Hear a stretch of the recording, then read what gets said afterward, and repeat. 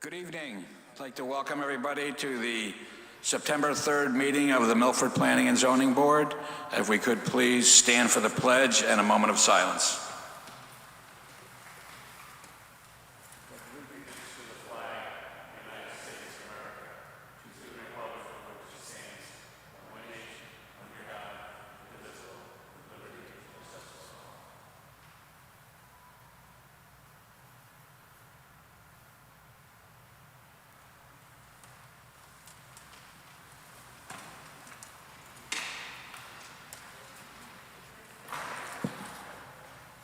Thank you. Susan, if you would, please call the roll.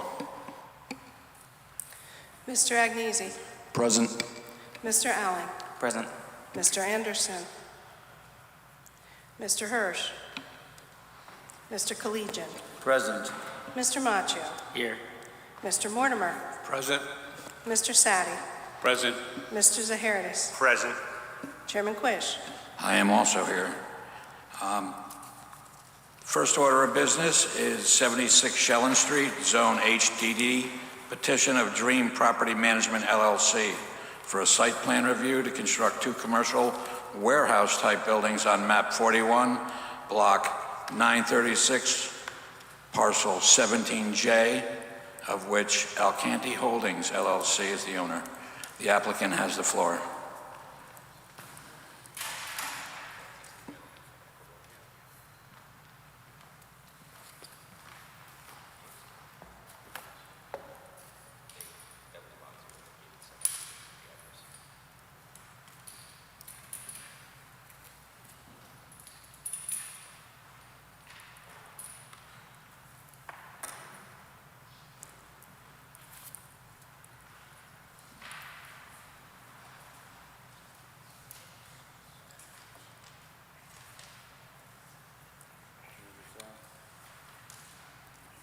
And then I'll take one of these for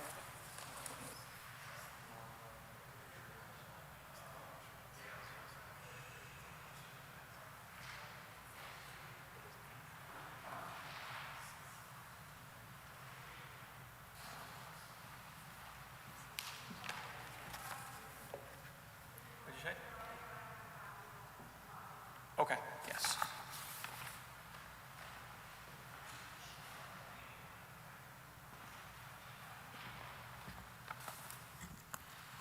Thank you, members of the Commission.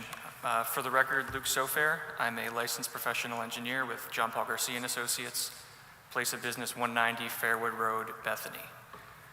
Here with me is Justin Ream with Dream Property Management and Custom Kitchens LLC, who is the proposed contract purchaser for 76 Shellen Street.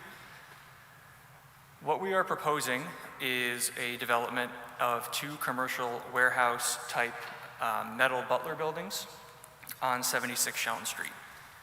If you go to the first plan, the existing conditions plan, the current property is 2.06 acres on the eastern side of Shellen Street, just north of the intersection with Bick Drive.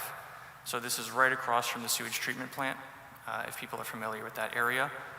The current property is partially wooded, but mostly cleared, with a general slope from east to west, generally pretty gradual slope. To the north and south are commercial properties, and to the east is residential zoned, but town-owned open space. So it's an industrial park area. There is a gas easement on the southern end of the property line through which an Iroquois gas pipeline runs. So as part of this process, we've been in communication with Iroquois, and we do have their approval for all of our proposed activities on the project. If you go back to sheet C2, which is the site development plan, we're proposing two separate buildings. The upper building is 10,000 square feet. The lower building is 13,300 square feet. The initial intention for the property would be for the applicant to move their custom millwork business, manufacturing, to the upper building. The lower building originally for the near-term future would be rental bays for other similar companies who might be interested in renting some space without their own building. In the long term, the idea would be that the applicant would have room for expansion, for material storage, or for further manufacturing. As part of the site plan, we are proposing driveway, parking, lighting, landscaping, stormwater management, and other utilities associated with 2 commercial-type buildings. We have an extensive stormwater management system that's been reviewed by the city engineer that attenuates the runoff for all events up to and including the 25-year storm. We are proposing new sanitary connections, new water connections, as well as the provision to sprinkler both buildings if the use cases for the lower building specifically would require it. The upper building will require it for the millwork use. So we're making provisions for sprinklers for the buildings. We also have an extensive landscape plan to shield it in accordance with the town regulations.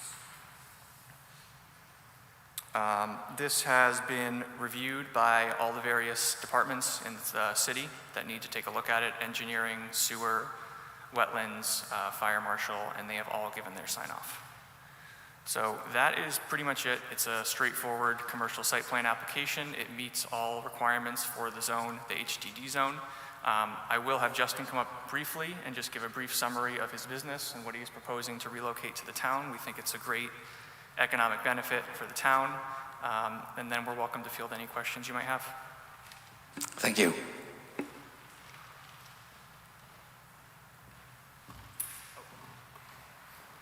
Not as tall as Luke.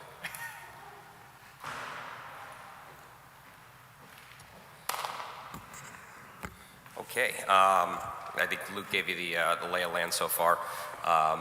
If you just name and address for the record. Oh, my apologies. Justin Ream, Dream Property Management, 51 Old Barnabas Road, Woodbridge, Connecticut, 06525. All right. We are a custom kitchen and general manufacturer currently located out of Stratford, and we've got, well, we're bottlenecked right now. We need more space, and we wanted to stay nice and local. I thought Milford would be a great area to open up a new shop and bring on more employees and bring our manufacturing processes to where they are today. As he stated, the rear building, the 10,000 square feet, is initially where we'd want to move into. The front building we have as industrial flex space right now, but the long-term goal would be to utilize that for construction storage for materials and or grow into for more manufacturing when the time comes. Great, thank you. Do you have any questions from the board at this time? Mr. Sadie. Thank you very much. I really like the presentation. This would be really more for the engineer, if we can talk about that for a minute. You indicated that all of the city authorities wrote off, but we don't have a police report. And we aware of that the police has not met. So we don't know what their report is yet that's going to be. Okay.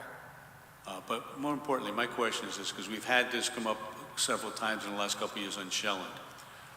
Would you explain the type of truck traffic? We're talking about semi-tractor trailers coming in, and how they're going to get in and out, and routes that are going on, because coming Big Drive is not as much of a problem.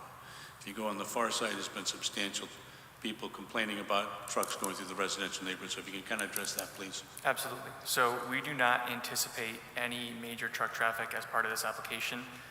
Justin's current expectation would be for 1 delivery truck per week coming in, which would be a larger SU-30 type vehicle, which is what we designed the site for. Any deliveries leaving from the manufacturing facility to customers' houses would basically just be vans or smaller truck type traffic, just enough material that could be sent out to the site for a week worth of work. So we really only anticipate, in addition to the employees, which will not be a large amount of employees, we anticipate the 1 delivery truck per week, and then as many trucks, smaller type trucks going out as necessary, only a couple per week, right, to the site? Yeah, you anticipated? As far as the deliveries go, we generally order in bulk. We pretty much get 1 delivery, I would say, on average, 1 delivery every week and a half to 2 weeks from Atlantic Plywood, which is our largest plywood supplier. And for hardwoods, probably the same thing, maybe 1 delivery every 2 weeks for that. As far as our outgoing deliveries, we are not a monster company pumping things out where we've got trucks coming in and out every day. We're more of a boutique in the sense that we're pretty much 100% custom. And, as of right now, I would say if our truck left our facility, again, in the same time frame, probably once every week and a half for a delivery. That's probably where we are. So we're not talking about massive amounts of traffic here.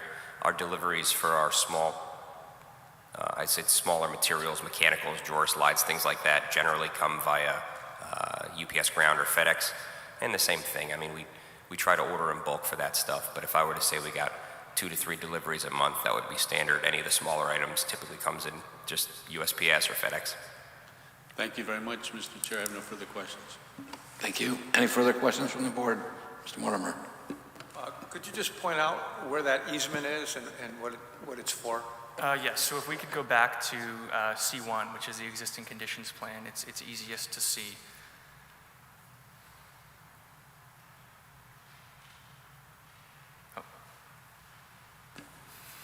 Brian, could you get to C1, please?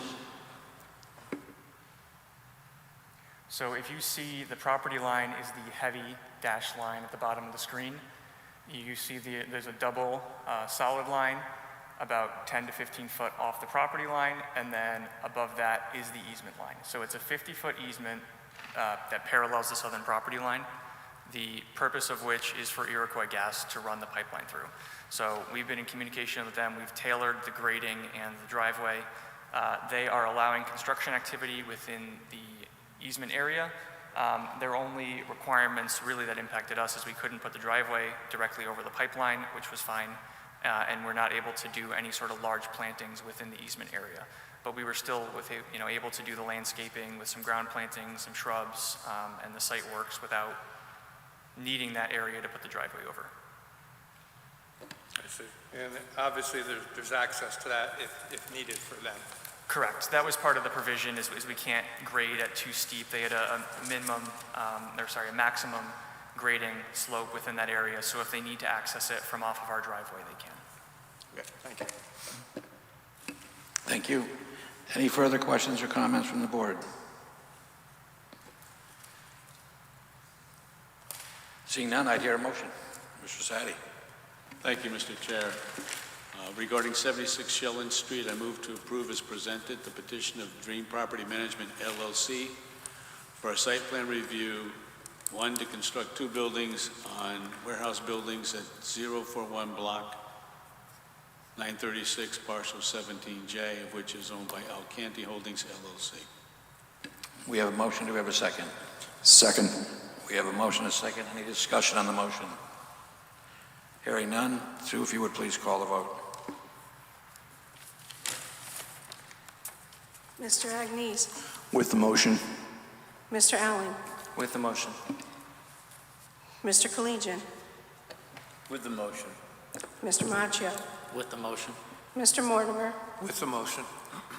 Mr. Sadi, With the motion? Mr. Zaharidis, With the motion. Chairman Quish. I'm also with the motion. Good luck. Welcome to Milford. Thank you very much.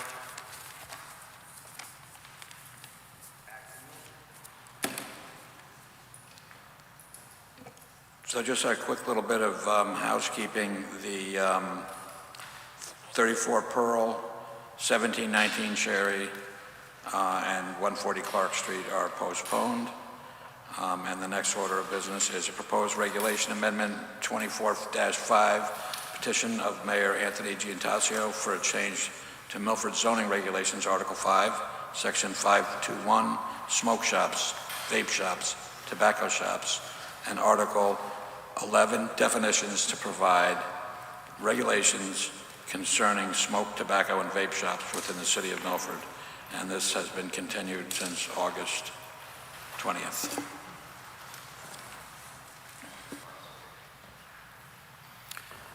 Good evening, Mr. Chairman, members of the board.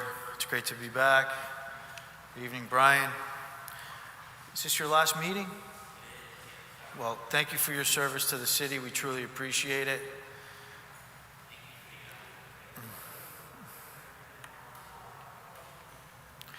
So I'm back before you with the proposed regulation change. I didn't know if there was any other questions or concerns that you may have in regards to this proposed. Sure, we'll open that up. If anybody would like to discuss it or has a question, go ahead. Yeah. Good evening, Mayor. How are you tonight? Good evening. Um, Good. I went back and reviewed the minutes and took back the memory. So I know that one of the things that you've indicated, we had the Department of Public Health, the director here too, is the safety. And I know you talked about those things, and you said approximately 15 shops. Is it not correct that the vaping and the selling of vaping is regulated the same way that tobacco products are? That is, you cannot be under the age of 21 to get a vaping instrument? Well, the purpose of this proposal before you is not to have any additional vaping tobacco shops that are 100% all tobacco or just vaping. So we're not restricting the access. You're still allowed under this regulation to carry up to 20% if you're a convenience store, a gas station, a pharmacy. So we're not restricting use. We don't think that the tobacco vaping shops that are 100% pose a good environment for Milford, and there is a health risk, and the health director did speak to those points. She also indicated they've been, not all of them, but there's been 4 violations that were put forward to these tobacco vape shops. So just to give you an idea, these could be problematic. Not all tobacco vape shops, but there is data to support that there's other things being sold other than tobacco and vape. So, Okay, this appears to be the first time we're hearing about these violations, but could you answer my question? Are you aware of the fact that if it is, there's an age limit that they can't sell? if you defer to the minutes, Mr. Sadi, this was mentioned at the last. The age of 21? No, No. the violations. Right, and that's what triggered me to ask the question. There was violations, but is it your understanding state law is that age 21 and under, you cannot buy cigarettes, nor can you buy vaping instruments? Well, there's been some situations where it's been being sold to minors. Before, can you just answer his question? It seems like to call for a yes or no, and then you can elaborate. Would you know the answer to that question, Mr. It Sadi? appears to be 21. But I just was asking you, and then But- going back to the 4 violations, if we Right, could. but once again, they're being sold to underage, to minors. But that's nothing within our purview, you agree to that? Well, how many more vape shops would you like in the city? But that's Because not the issue. We can't control There's a whether they saturation. violate the law. of vape shops. In fact, another one just opened on the Post Road, so, Okay. and there's potentially another one gonna open downtown Milford. So, I mean, if you're in favor of vape shops, then, you know, you're entitled to your vote, so. I'm not a question of I'm you not- being in favor right now. Sorry to interrupt you, but the point is, let's focus on the question. You don't know the Well, answer, let's that's fine. focus on the regulation. Let's focus on the question I asked. And then the next thing is, what were the 4 violations for? Well, I can't speak to that, but Okay. you can ask the health director. She was here. She can speak more intimately to that. But if you want more smoke shops, that's your prerogative. That's not my position. My question is this. You indicated that 20%, and I believe that my memory of the discussion was it came up from another community, and you talked about it. So how do you enforce the 20%? Well, In other words, how would you know that an establishment is selling more than 20% or less than 20%? well, that would be a zoning enforcement issue. How would they know how to Well, enforce it? it could be based on a complaint. Somebody can go into a store if they feel it's more than 20%. They can call Steve Harris, our zoning enforcement officer, and he can respond to that complaint. How would he know that it was more than 20% of Well, the retail he would have establishment? to go out there and do a visual inspection. I mean, we could sit here all day and talk about what ifs. What is before you is, do you want more smoke vape shops in our city? Because the people that I talk to that call City Hall, they feel there's a saturation Why is this not an alderman's prerogative? because It'd it's be a a different- regulation. It's in the body of this board, and you But should why know did that you not go first to an and ordinance? foremost. Why did you seek an ordinance change? It has nothing to do with an ordinance.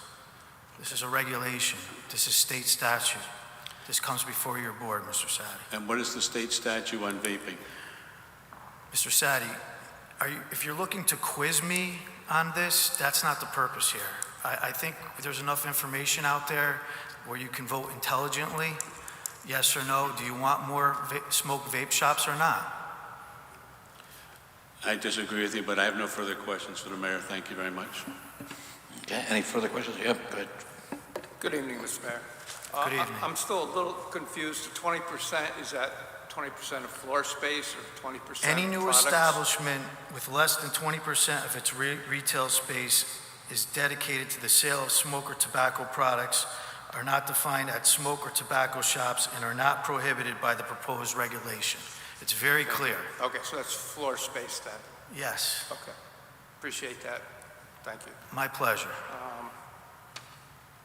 Yeah. that's So all. we're not denying access. That's the point I'm trying to make.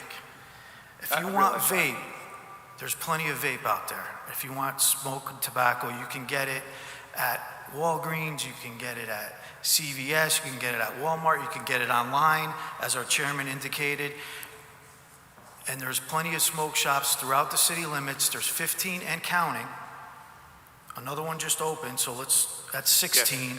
And there's a potential of another one opening downtown, which would be 17. So the question is, how many more do we need in our city? How many more do we want? Yeah, I happen to agree with the fact that we probably have enough smoke. And it's a public shops. health concern However, as well, and it's targeted to our minors, whether they're allowed to buy it or not, it's being sold to them. Yes, understood. And I appreciate the sentiment of the public. But this is something that the people of Milford are very concerned about. That's why I'm here before you. I want to take action on this. I think it's the right thing to do. It's incumbent on me to put this forward, and I'm asking for your consideration. So noted. And my only other problem is, we talked about this at the last meeting, the existing smoke shops, these are legitimate businesses, and the regulation, although I've been assured that they'll be grandfathered in. They will be. It's in here. It's stated Well, in I here. don't, You should have no concern. I don't want to, disagree with you. I don't see it there. But we did talk about it, and it is going to be The way the grandfathered law in. works is whoever is a pre-existing, it becomes a pre-existing non-conforming use. Exactly. And it stays with the location of the property. So if it's sold to another individual as a smoke shop, it will remain as a smoke shop. If it is closed at that point in time, then this regulation will take place. Yes, I understand that. I thought that maybe that would have been written in a little bit more specifically, but that's, That's, I like I said, understand. that's state statute. That's how the law works. okay, thank you. I'm not sure I have a question, but I do have a comment. I don't think that you're understanding that it's not as easy as to define whether we want smoke shops or whether we don't want smoke shops, because that's a different issue. The issue that's being asked of you, and you're avoiding it, I think, not on purpose. I think you just don't understand. We're asking that there is no regulation now that bans any of this. It's a new regulation. You're not changing something we already have. You're asking us to implement that. And there's concern, I have concern, I think I'm hearing concern from other members, that it may not be our place to be doing this. Using zoning as an offensive tool to stop things that you don't like. And that's great, the town doesn't like, but where do we end this? It's a legal business, and I'm not sure zoning is the weapon you want to choose to avoid things that you don't like. This is the proper course of action, Mr. Collegian, and you should know that as a lawyer. This is a regulation change. This comes before the zoning board. This does not go before any other board.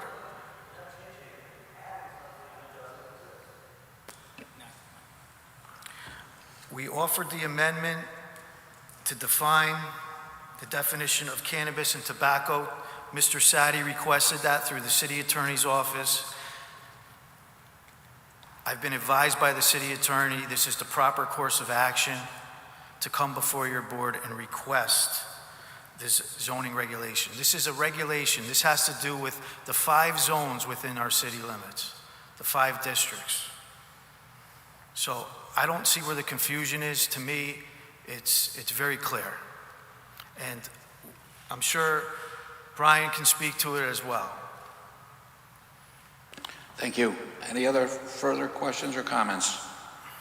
I'd like to make a comment, and it's not that I really am pro vape shop, because I'm really not, and I think that it is kind of, the blinking signs are loud, the whole thing doesn't create a great visual, but I think that we're choosing winners and losers. Like if somebody wanted to open a shop, the 15 people have a leg up because they're allowed in and there's no one else allowed out. So it's sort of putting the thumb on the scale in my mind. And I do think that it is really not the place to choose what legal businesses can exist in Milford. I know we tried to do something with marijuana when it was the first legislation change to allow medical marijuana. We kind of restricted it to certain zones, and I really wasn't for that either. I don't think that it's a legal business, and we should get involved in that personally. But that's just my thoughts. If there's no further questions or comments, go ahead. As with the last time, I would just like to point out that there are only 8 members out of 10 present, and once again, this is a regulation change which requires a majority of the full board. This is not a great look, gentlemen. We only have 8 members showing up. That's 20% absence. This is not fair to the mayor. This is not fair to any applicant. We have until the 17th to close the public hearing, the 25th to vote. I would suggest that we wait until we can get the full board before continuing on this. I do hear that, and I understand that. I don't know that postponing it will give us a full board ever. You know, it's a pig and a poke. Who can be here and who will be here at a future date? I would hear a motion to table it until the next meeting. I will make that motion. Okay. Second. We have a motion and a second. Second. Do we have further discussion on that motion? Okay, none. Sue, if you would please call the vote. Mr. Agnesi, With the motion. Mr. Allen, With the motion. Mr. Collegian, I'm with the motion. Mr. Macchio, With the motion. Mr. Mortimer, With, excuse me, with the motion. Mr. Sadi, With the motion? Mr. Zahirides, With the motion. Chairman Quish. I'm with the motion. So we are tabled until the next meeting. Thank you. Thank you, I appreciate it. Next order of business is old business, none. And next, liaison report. No report. We meet next week. And subcommittee report, we do not have a report. And so next order is the approval of minutes of 8:20. Have a motion? Move to approve. Second. Okay, without objection. So moved. Chairman, do we have any abstentions? I didn't hear any. Okay. Chair's report, none. Staff report, oh yeah, chair's report, I would just like to thank Brian for his efforts coming in to help out with David being gone. And I also like to acknowledge that Sue has gone above and beyond and has just been a wonderful help and really did a lot of heavy lifting in this last couple months. So I just want to thank her for making my life easier and better. And I'm awful glad to have gotten a chance to meet you, Brian. Well, thank you. I appreciate that. And I've enjoyed working with the board. And I have to emphasize that it was doable because of Sue. That would have been it could have been kind of a very difficult situation coming in, as Steve Harris said, being kind of parachuted in to the situation. But we kept things going, and there's a little pile of stuff, but there always is. So thank you for the opportunity to work with you people. It was a nice experience. Great, well, we'll see you next meeting. You'll come and watch over us, right? I sit in the back and I'll kind of make some noises and say, what about the traffic? You can start the wave. All right, motion to adjourn. So moved, without objection.